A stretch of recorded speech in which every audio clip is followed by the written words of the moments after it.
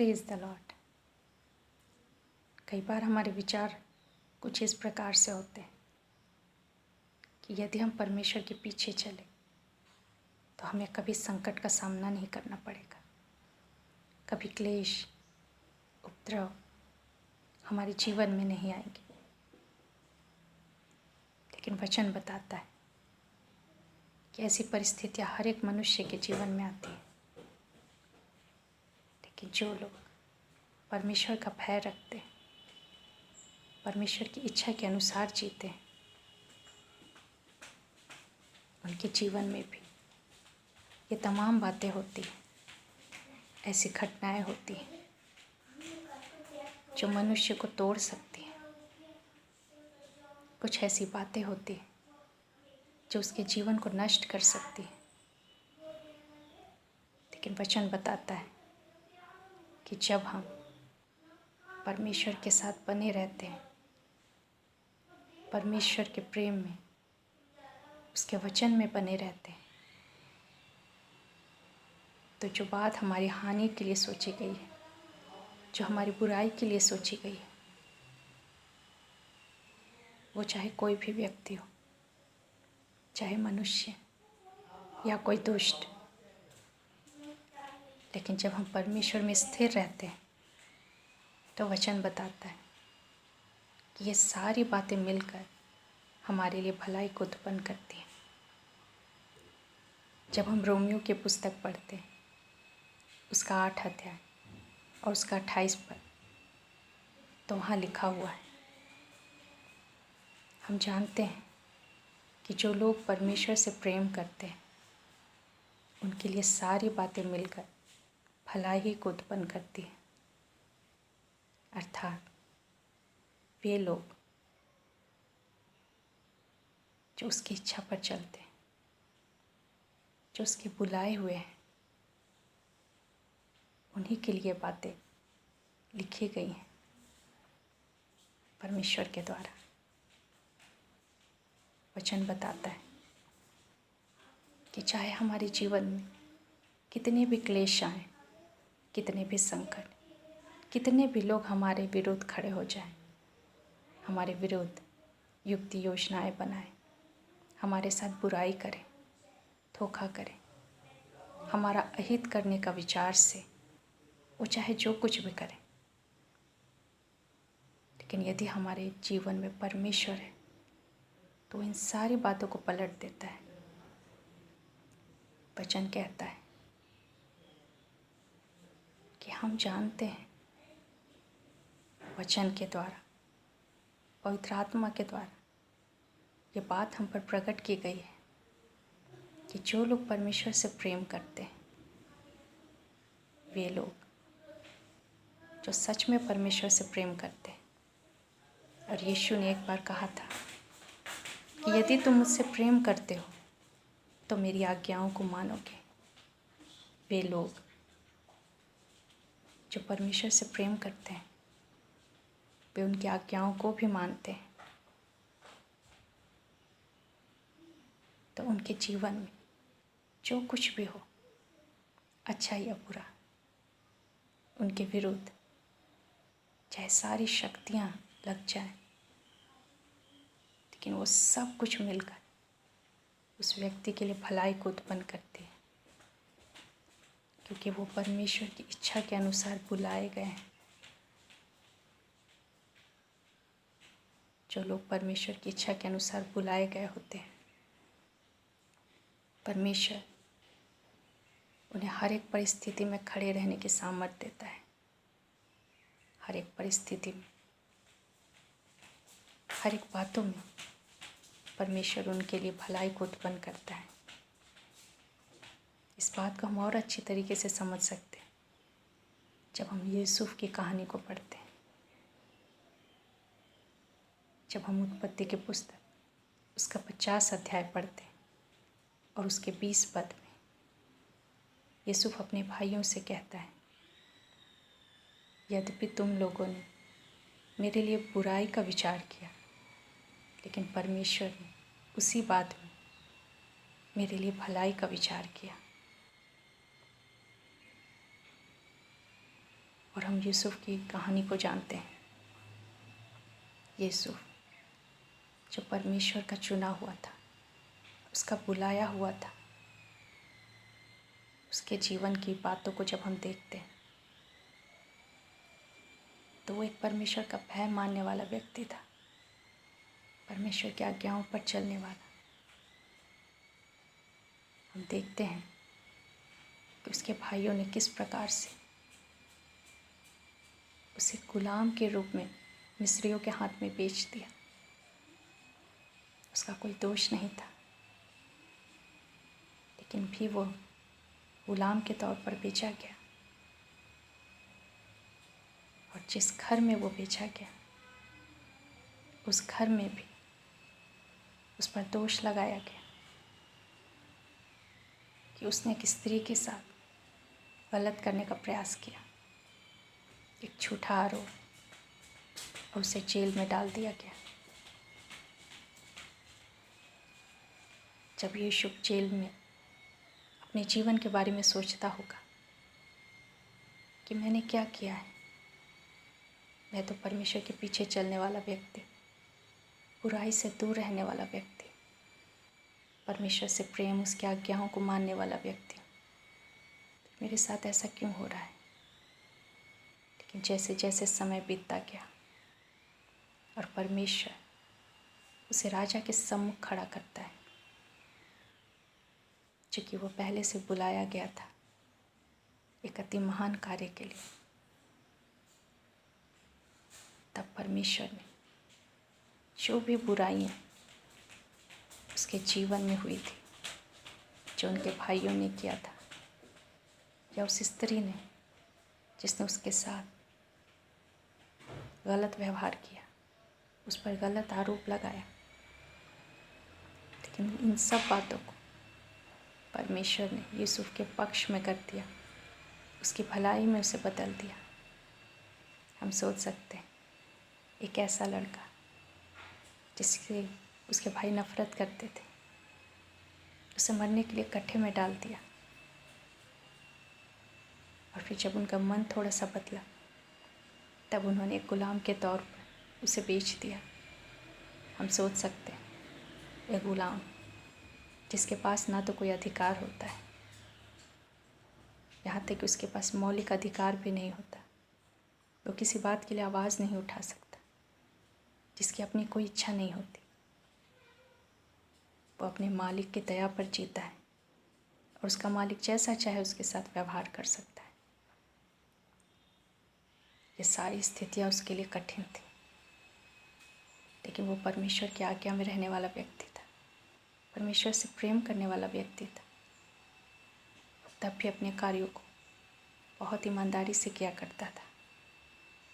और इसीलिए परमेश्वर ने उसे उसके मालिक के घर का अधिकारी बनाया।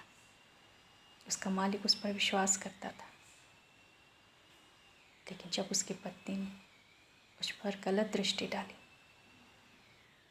तब यूसुफ ने परमेश्वर के भय में रहते हुए उसका इनकार किया। उसने समझौता नहीं किया, लेकिन उसने वही किया जो परमेश्वर की इच्छा थी। और तब भी जब बिना किसी दोष के वो जेल में डाल दिया गया, तब भी वो यह सोच सकता था कि मेरे साथ सब कुछ बुरा हो रहा है, मैंने कोई बुराई नहीं की, मैंने कुछ गलत नहीं किया, तब मेरे साथ ऐसा क्यों हो रहा है। लेकिन इसका उत्तर आज हम जानते हैं कि जब हम परमेश्वर की इच्छा के अनुसार बुलाए हुए होते हैं, तब हमारे विरोध में चाहे जो कुछ भी हो, चाहे कोई भी लोग हमारे प्रति कैसा भी व्यवहार रखें, हम पर कितना भी दोष लगाएं, कितना भी हमें नीचा करने का प्रयास करें, लेकिन जिसके पक्ष में परमेश्वर होता है वो सारी बातों को भलाई में बदल देता है। हम यूसुफ की कहानी को पढ़कर ये जान सकते हैं कि परमेश्वर कैसे हर एक बातों को भलाई में बदल सकता है। हमारे जीवन में भी ऐसा बहुत कुछ होता है जब लोग हमारे विरोध में होते हैं, जब बिना किसी गलती के हम पर कई आरोप लगते हैं, जब हमारे विश्वास की परख होती है। लेकिन जब हम अपने परमेश्वर पर विश्वास रखते हैं, उसकी आज्ञाओं को मानते रहते हैं, उसके बताए रास्ते पर चलते रहते हैं, तब हमारा परमेश्वर हर एक बुराई को भलाई में बदल देता है। यीशु अपने भाइयों से कहता है कि तुमने तो मेरे लिए बुराई का ही विचार किया, क्योंकि उन्होंने ही उसे गुलाम के तौर पर बेचा था। लेकिन ये सारी घटनाओं में परमेश्वर पर्दे के पीछे से कार्य कर रहा था। वो यूसुफ को राजा के सम्मुख खड़ा करने के लिए वो हर एक परिस्थिति को, हर एक बातों को वो व्यवस्थित कर रहा था। और एक दिन आता है जब वो राजा के सम्मुख खड़े होकर उसके स्वप्न का अर्थ बताता है, और राजा उसे सारे मिस्र पर प्रधानमंत्री ठहराता है, और वो एक बड़े अकाल से मिस्र के लोगों को बचाता है। और न सिर्फ उसे, लेकिन अपने भाइयों को जिसने उसके साथ बुराई की थी, उनके लिए वो भलाई करता है।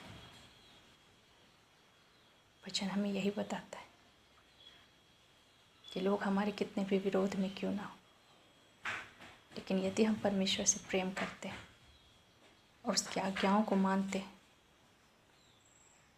तो परमेश्वर उस बुराई से भी हमारे लिए भलाई को उत्पन्न कर सकता है।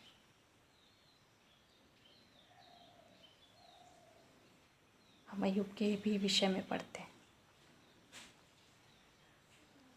जिसके विरोध में शैतान खड़ा हुआ था और जिसने उसके जीवन को परखा था। वो जो एक धर्मी पुरुष था और खराई से चलता था, लेकिन उसके जीवन में भी ऐसी घटनाएं घटती हैं जो किसी भी मनुष्य को तोड़ सकती है। लेकिन तब भी अय्यूब परमेश्वर की आज्ञाओं से नहीं फिरता, परमेश्वर के प्रेम से नहीं फिरता। एक ही दिन में उसने अपने सारे बेटे बेटियों को खो दिया, अपनी सारी संपत्ति खो दी, यहाँ तक कि अपना स्वास्थ्य भी खो दिया। ये सारी परिस्थितियाँ उसके विपरीत थी, लेकिन इन सब परिस्थितियों के बीच में वो परमेश्वर का भय मानता रहा। और हम जानते हैं, जब अय्यूब इस परख से बाहर निकलता है, खरा बनकर, सच्चा बनकर, तो परमेश्वर जो कुछ उसने खोया था उसका दुगना उसे वापस करता है। शैतान ने प्रयास किया था कि अय्यूब को परीक्षा में डालकर वो उसकी धार्मिकता को, उसकी सच्चाई को और जो विश्वास वो परमेश्वर पर करता है उसे फेर दे। लेकिन जब अय्यूब परमेश्वर के प्रेम में बना रहा, उसके आज्ञाओं में, तो परमेश्वर हमारा परमेश्वर ऐसा ही है। हर मनुष्य के जीवन में ऐसी बातें होती हैं जब एक के बाद एक मुसीबतें आती हैं, बीमारियाँ आती हैं, संकट क्लेश आते हैं। लेकिन यदि हम उनके बीच में बने रहें, डटे रहें, अपने परमेश्वर पर विश्वास करें, उसे प्रेम करते रहें, उसकी आज्ञाओं को मानते रहें, तो परमेश्वर का वचन कहता है कि वो उसे हमारी भलाई के लिए बदल देगा। यूसुफ के पास भी मौका था, वह कड़वाहट से भर सकता था अपने भाइयों के प्रति, वो विरोध से भर सकता था, उसे दंड दे सकता था। लेकिन वो परमेश्वर के प्रेम से भरा हुआ था। परमेश्वर की आज्ञाओं को वो मानता था, इसलिए उसने वैसा जीवन जिया जैसा परमेश्वर चाहता था। और इसीलिए परमेश्वर ने उसके प्रति की जाने वाली हर एक बुराई को भलाई में बदल दिया। अय्यूब के भी जीवन से हम यही सीखते हैं कि शैतान ने पूरी कोशिश की कि उसके जीवन को नाश कर दे। जिस विश्वास पर वो खड़ा है उसकी नींव को हिला दे। लेकिन जब हम परमेश्वर पर विश्वास करते हैं, उसे प्रेम करते हैं, उसकी आज्ञाओं पर बने रहते हैं, अय्यूब ने परमेश्वर को कोसा नहीं कि मेरे जीवन में ये क्या हो रहा है, मैं तो आपका भक्त हूँ, आपका दास हूँ, फिर मेरे जीवन में ये क्यों हो रहा है। उसने परमेश्वर पर दोष नहीं लगाया, लेकिन उसने अपना पक्ष रखा कि मैं गलत नहीं हूँ। अक्सर हम जब ऐसी परिस्थितियों में पड़ते हैं तो हम परमेश्वर को कोसने लगते हैं, परमेश्वर से हम रूठ जाते हैं, नाराज़ हो जाते हैं कि यदि हम खराई से चल रहे हैं तो हमारे जीवन में ये सब बातें क्यों हो रही हैं।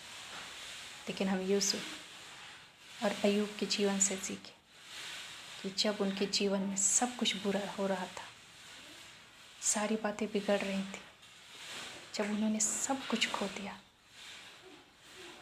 तब भी उन्होंने परमेश्वर से प्रेम करना और उसकी आज्ञाओं पर चलना नहीं छोड़ा।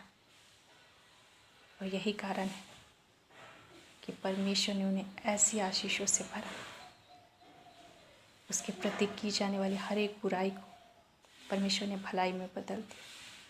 और भलाई भी ऐसी जिसका उदाहरण आज हम देते हैं, जिनके बारे में पढ़कर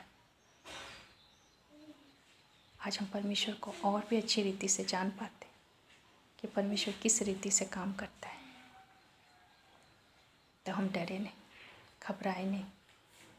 हमारे जीवन में चाहे कितनी भी बुरी स्थिति क्यों ना हो, लेकिन इनके बीच में भी यदि हम स्थिर रहते हैं, परमेश्वर की आज्ञाओं पर रहते हैं, उसके प्रेम में बने रहते हैं, तो परमेश्वर यूसुफ और अय्यूब की तरह हमारे जीवन में भी की जाने वाली हर एक बुराई को वो भलाई में बदल देगा। परमेश्वर इस वचन के द्वारा हम सबों को बहुत ऐसा आशीष दे। धन्यवाद।